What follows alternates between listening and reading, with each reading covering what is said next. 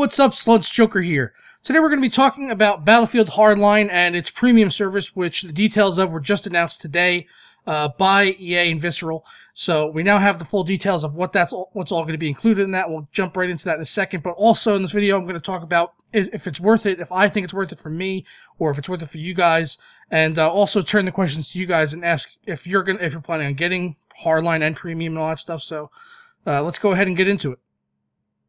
Alright, so they're going to be doing premium just a little bit different this time around with Hardline. They're trying to give more features, I guess, to premium, give it a broader appeal, I suppose, and get more people into it early on because some of the perks will be able to kick in right away rather than having to wait for the calendar to come around. And I'll get into it later whether I think everything's all worth it or not. But the first thing is, as far as their super features package, that's what they're calling it, super features. I don't know where they get these names. I mean, that's pretty lame. Super features? That's way worse than Levolution. Levolution was at least somewhat creative. At least you put like some words together, like, and mashed them up. But the super features. So yeah. Anyway, the 4 super features for the super friends. The first one is going to be masks. So there's going to be new player masks with unique gameplay benefits tied to the theme of each mask. And if you've seen already, there's been some images out of these dinosaur masks, and I think there was a wolf mask as well. So I guess they're trying to have some fun with this title since it's a little bit of a break from the more serious side of like Battlefield 3 and Battlefield 4, because they didn't really take too many liberties with those games as far as making them fun. There was a couple of Easter eggs, but outside of that, they really kind of took out the fun factor like that was present in the Bad Company series. So it seems like they're not taking it as serious this time around, which is nice to see. I like having fun. You know, they're going to have all the gold custom guns and all that stuff. And to that effect, with the premium, you're also going to get access to the gun bench. And I think this is going to be something that's going to probably attract a lot of people in outside of the appeal of the normal things like map packs. So the gun bench will allow you to completely customize your weapon and track kills for each weapon. When you could basically, you know how they have the emblem creator now, well, you'll basically be able to do that for your guns and create, you know, custom guns however you want them to look, basically, so you have something one of a kind. Or if it winds up like the emblem system, it won't be one of a kind at all, because most people will probably just download them off of some website because they can't be bothered making it themselves, and someone else has way too much time on their hands to be making all these emblems and now I guess gun camos and stuff. So I guess that's one appeal. I don't really particularly care for that. I like the gold camo in the game, or the pink zebra, stuff like that. I'm probably going to wind up using those most of the time. But who knows? If it's good, maybe if they allow us to do something like with Photoshop and upload our own creations, that would be really awesome. But I highly doubt it.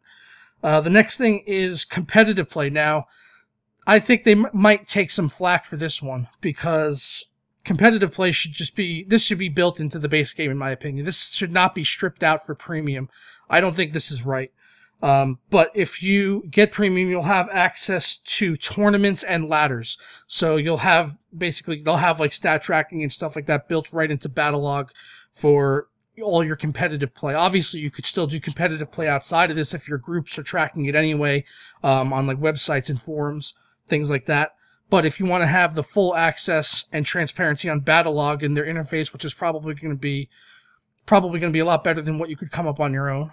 I'm not saying you can't, but I'm just saying, I don't know. It's probably going to be really good and seamless, and probably something a lot of people that are going to be in the competitive scene are going to want to do, if the competitive scene even takes off, which I don't really see happening in a game like Battlefield. But you know, stranger things have happened.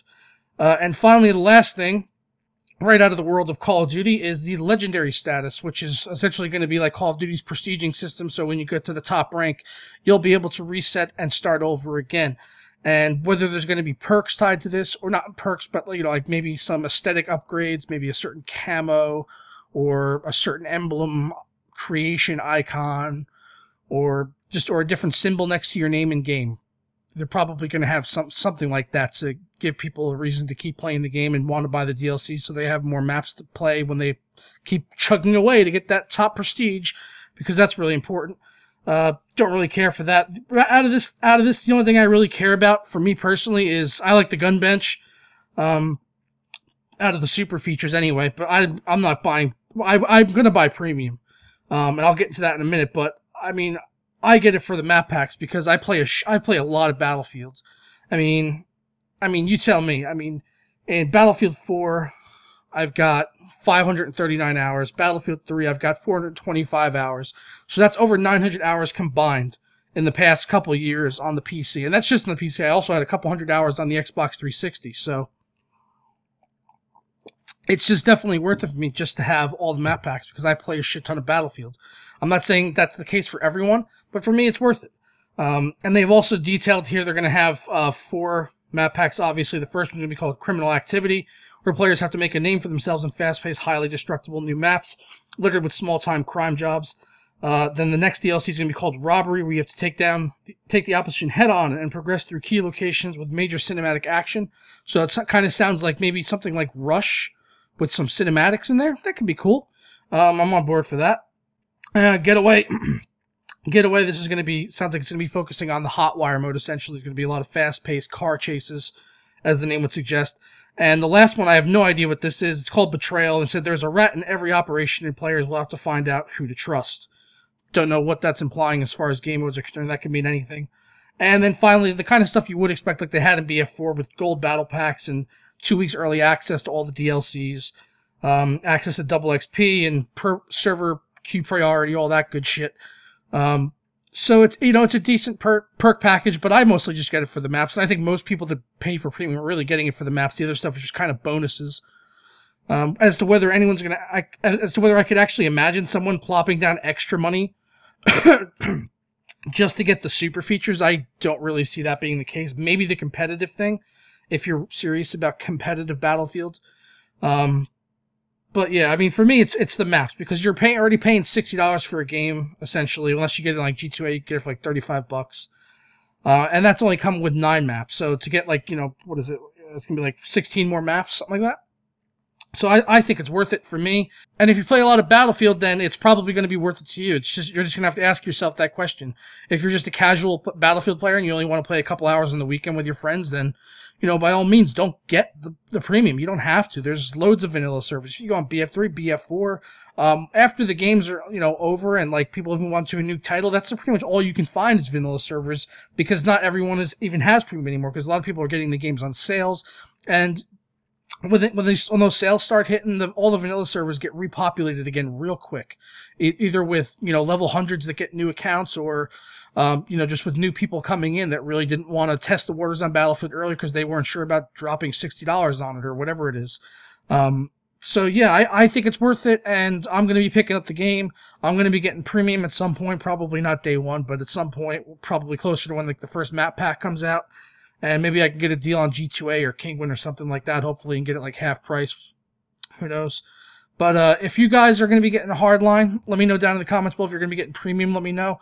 Although I think a lot of people are probably not going to be getting premium, because I actually saw the announcement trailer for this. And I'll show it to you here. It's on the Battlefield YouTube page. I saw this.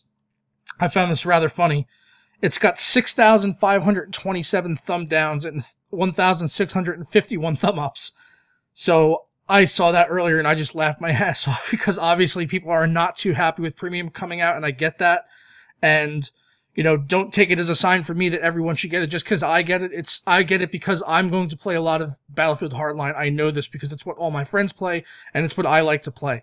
And, you know, I hope that doesn't influence you one way or the other, but if it's something you play a lot, then you should probably get premium, because I think it's worth it. I think it's a decent value for all the maps that you get. Yeah, so I'll probably get it, and maybe you will, maybe you won't. Let me know down in the comments below.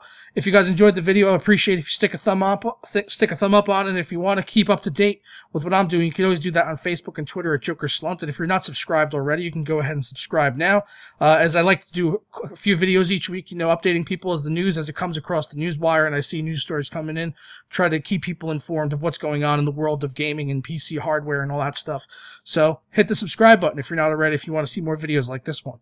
I'll catch you guys next time. Ta-ra!